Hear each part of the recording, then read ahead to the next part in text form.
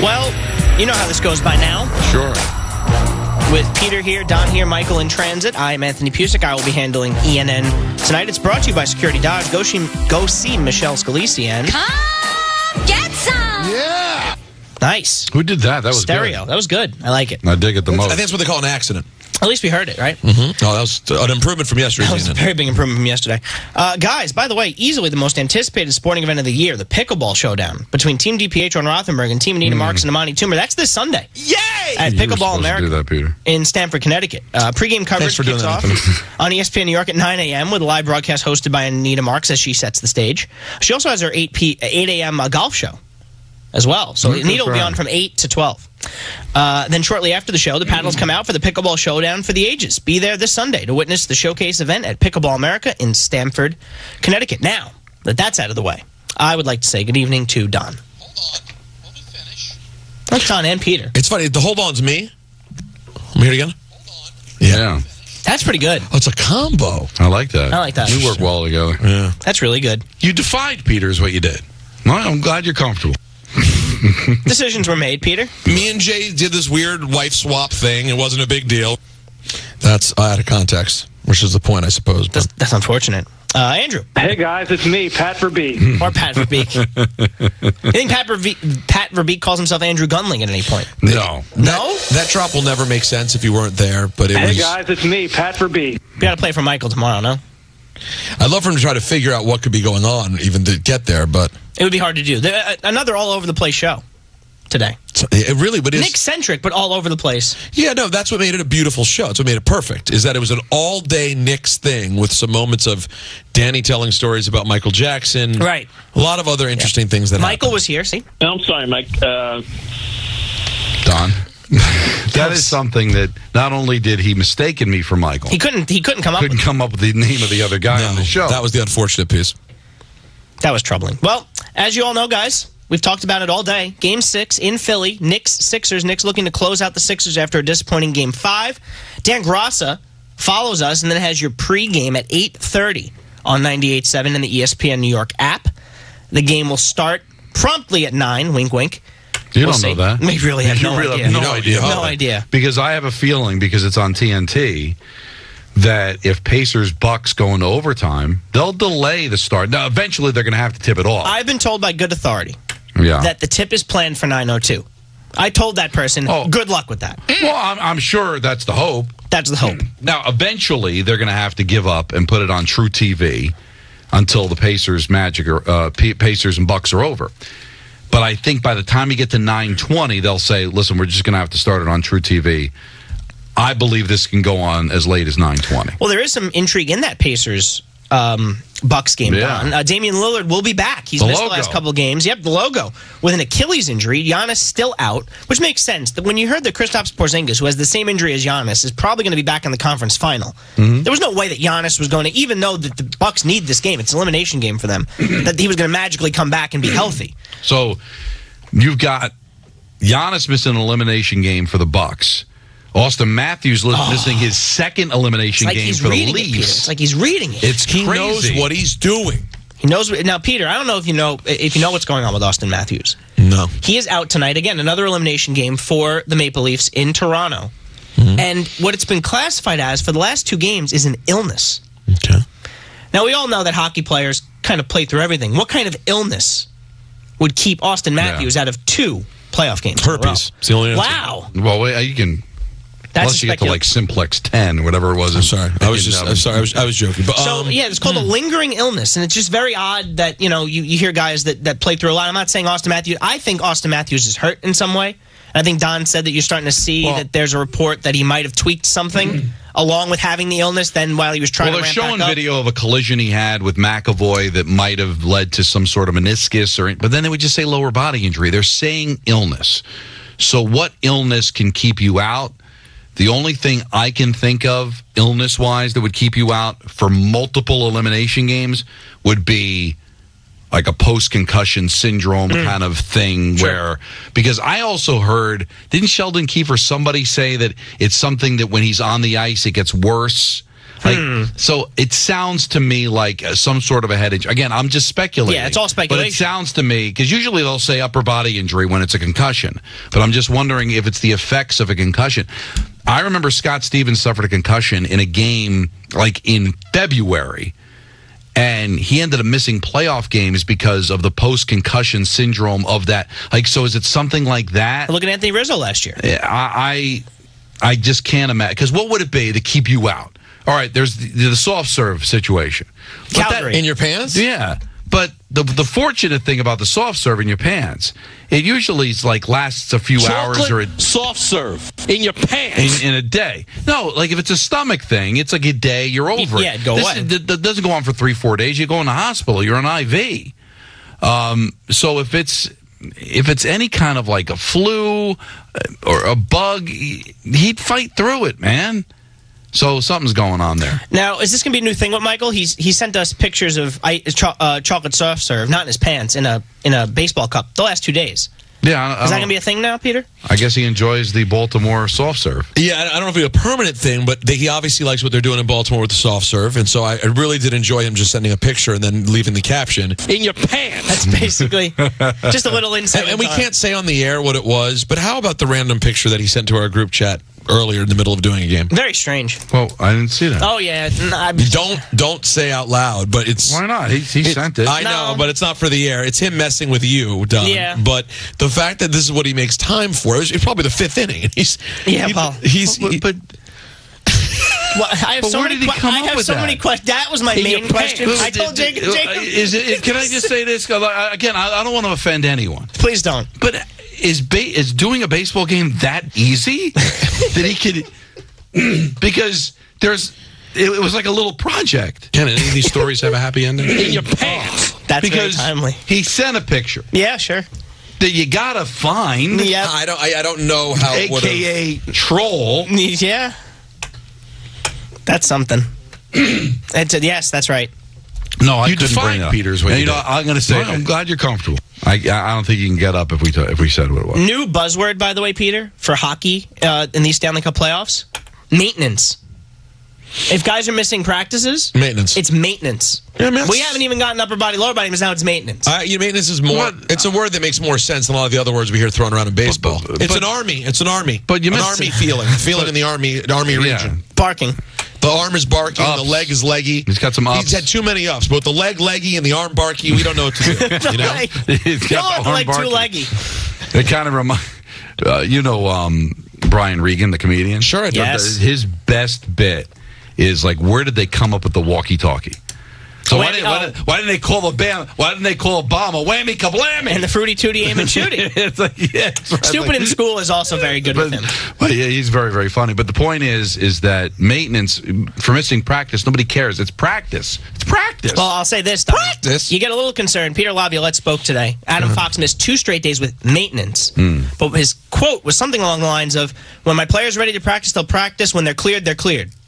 Cleared. Yeah, Does that mean Adam Fox is not cleared? Now, the reason this is an issue, Peter, is towards the end of Game 4, there was I think it's the end of the second period of Game 4, a knee-on-knee in which he had to leave the game, wasn't there for the start of the power play, came back out for the power play later on. And helped score the goal. It helped score the goal, but he seemed like he was a bit compromised with that knee. So is it that? Is it something serious? Can't afford to lose Adam Fox, but we still have some time before it looks like it's going to be sometime Sunday. It's only Thursday. You got time. So we'll see. Guys, some interesting stuff from Nick legend Charles Oakley. He was on Freddie and Harry today on ESPN Radio. He's been very complimentary of Jalen Brunson, but in that same vein has also been very, very disrespectful to Patrick Ewing and Carmelo Anthony. He didn't galvanize the team like what Brunson doing with less talent. Melo got his number, but he didn't put the team on his back. That's what Brunson doing. He putting the team on the back. He's showing he got IQ. He's making plays. I mean, they go from the 6th, 7th seed, lose Judah Random, now they finish in the top 2. I mean, you got to hang your hat to give him the flowers. And Charles also said he didn't see the same leadership from Patrick Ewing that he does from Jalen Brunson. I go by what I see. I played with Patrick for 10 years. I didn't see this kind of energy from him and leadership. And, it's in my book. I mean, you read the book. I ain't nothing bad against Patrick, but he wasn't that type of player. He didn't never put his team on his back. He never stood up for his teammates. I got to tell you, that doesn't sound like nothing. No offense. But that's... All due respect. All due respect. I did not read his book, so I guess this isn't... Well, you know what? Well, he should be offended because you read everyone else's book. I was going to say, it's a book that I didn't read. I can't... Listen, I guess that's how he feels about it, but to what end? I mean, he's a legend. It's a serious allegation. That he was no kind of leader. That he put. Wow, that's a and of course Patrick can't get up from it because Patrick didn't win. It was Patrick's missed finger roll that cost him in '95. All of the guarantees that didn't come through. But go on. I guess he would know. But that's a shame, isn't it? Like, what do you just want to sell books? Like 10 years, you're throwing this guy under the bus. He's a legend. He's a Knick legend. His number 33 hangs in the rafters at Madison Square Garden. Does he deserve that? Well, yeah, he said it earlier in the week too, Don. I forget where he said it. And then I was like, that's kind of an odd thing to say. And then it was sent to us again today from the network, and I was like, well, now he's doubling down. It's like maybe everybody didn't hear what I said the first time. Let me say it again. Now the Melo thing is interesting because there might be some truth to that because that's how a lot of Knick fans felt at the time. But this is Patrick. That was a broad side. I mean, that's an 18-wheeler. You're facing the other direction. Hey, Anthony, I'll see you in a sec. And you turn around, an 18-wheeler smacks you. Wow, you're like nice. You're like Yosemite Sam. You're a cartoon character. How bad you got smacked? But does it have to be said? Again, I guess. Apparently, it did. Again, he's trying to sell books, and if it's true, I guess you can never be criticized for just telling at least your truth. But you really have to not like him to throw that out there. Yeah, you have to have a problem with Patrick to do that. Yeah, so that was Charles Oakley earlier. Of course, the Knick game, as we said, starting at 9. Josh Hart, is that going to mess with you?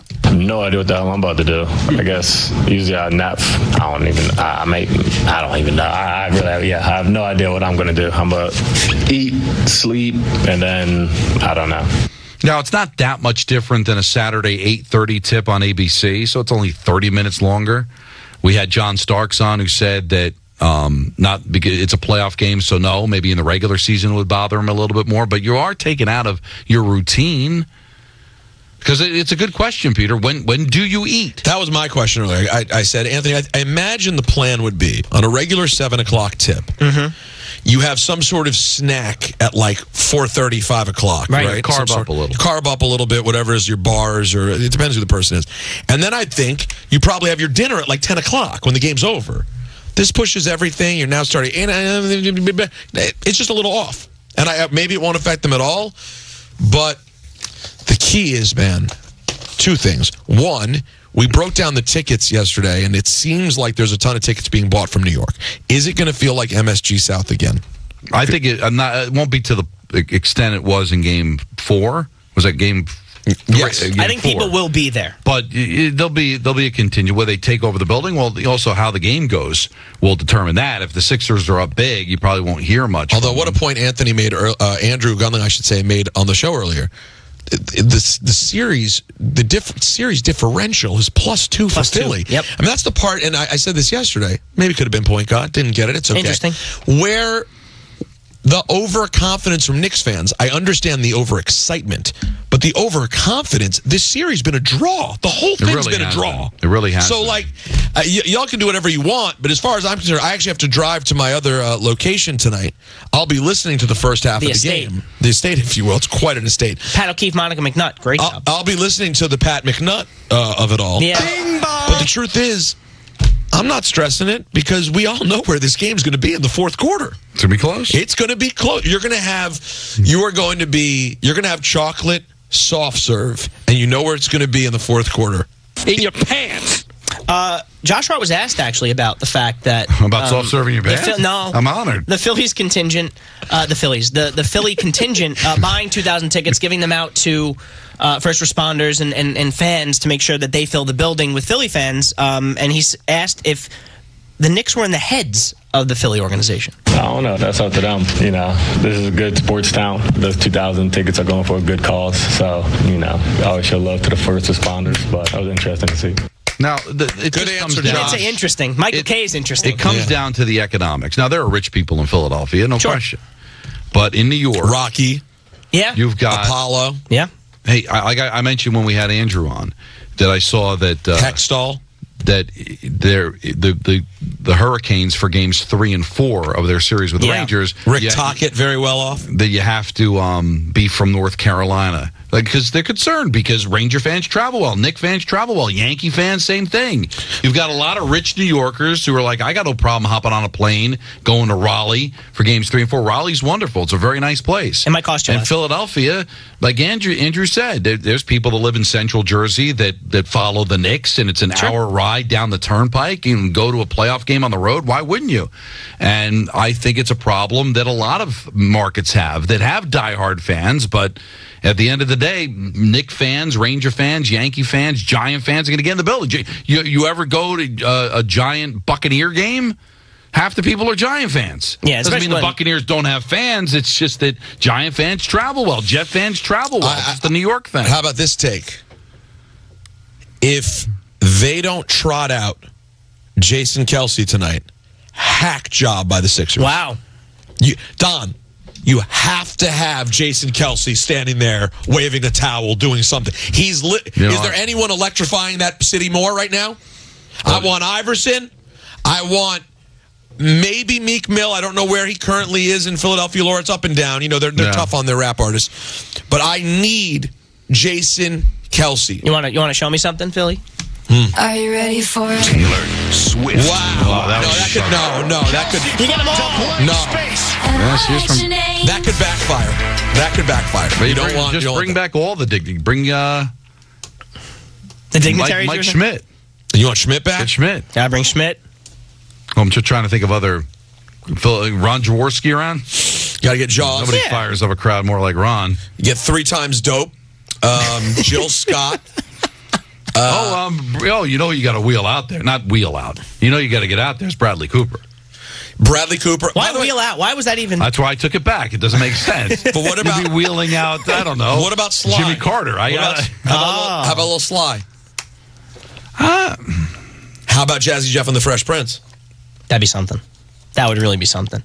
Peter, you had to have... And the video, when they introduce them being there, they don't show beforehand. They don't show Parents Just Don't Understand or Summertime.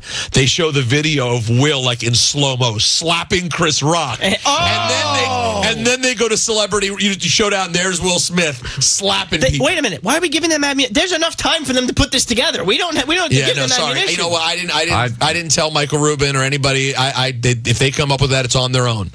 So you're telling me that that's the turning point. It's not some turnover or a non-timeout or a 4-point play. Will Smith slapping Chris Rock. When they showed Mike Schmidt on the Jumbotron, that's when it all came apart. About Bernard Hopkins they could get?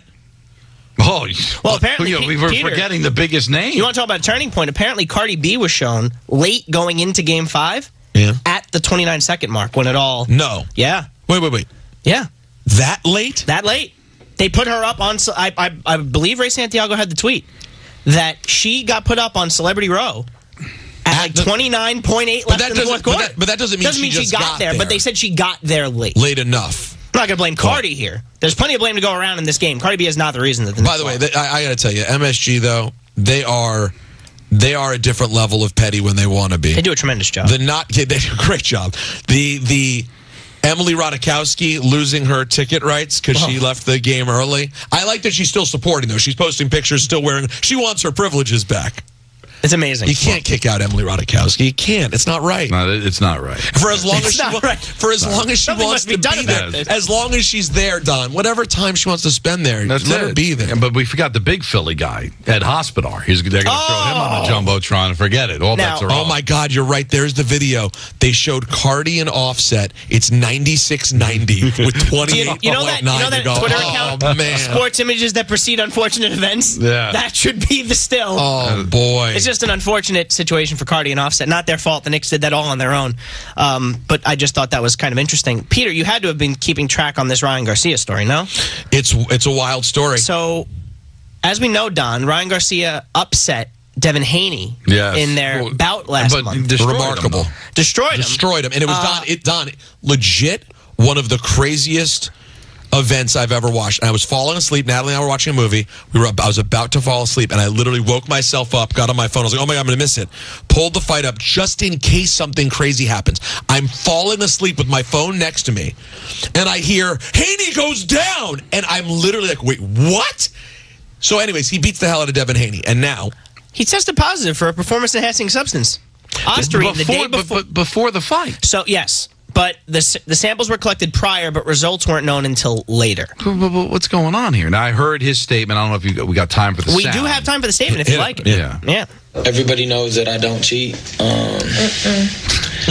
What can I say? You know, why did they come out with this before, you know, the fight? If they found it before, why would they let me step into the ring as a cheater and then come out with a victory and then they post this? You know, again, these are people but hold on. Here's my response to this, though. For whatever reason, but thank you, Ryan. No, stop him. Thank you, Ryan. The thing is, remember, Ryan Garcia is also a troll. He missed weight by a few pounds, and he walked up to the scale drinking a beer. He doesn't care. I think he would be willing to cheat, and after he loses the fight, it wasn't for a title anyway, he just wants attention and followers. And but why did this come out after the fight? Why was he allowed to fight if he tested? Because they said the results. They said the results didn't come out. Why would you have results come out after the fight? Well, this is stupid. To nullify a title change or anything like that, I suppose. I don't know. It is weird. But there's no he's got 10 days to get his B sample tested as well, which could prove that was negative. It could be a false positive on the. Is he going to do that though? I guess we'll see. We will see. That'll do it for ENN today. Brought to you by Security Dodge. 24/7 at SecurityDodge.com during their Memorial Day